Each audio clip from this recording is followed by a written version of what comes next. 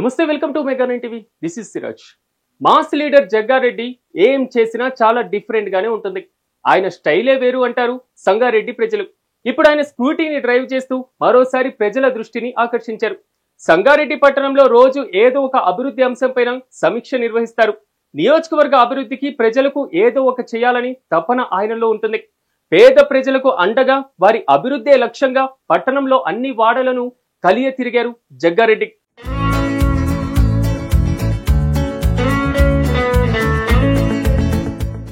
సంగారెడ్డి పట్టణంలో చుట్టుపక్కల ఉన్నటువంటి చెరువులను సుందరీకరణ పరిశీలనకు స్వయంగా స్కూటీపై తన సతీమణి నిర్మలను కూర్చోబెట్టుకుని డ్రైవ్ చేశారు జగ్గారెడ్డి. 40 ఏళ్ల తర్వాత ఇలా తన సతీమణి నిర్మలతో ద్విచక్ర వాహనంపై ప్రయాణం ఎంతో మధురానుభూతిని మిగిల్చిందని జగ్గారెడ్డి దంపతులు మురిసిపోయారు.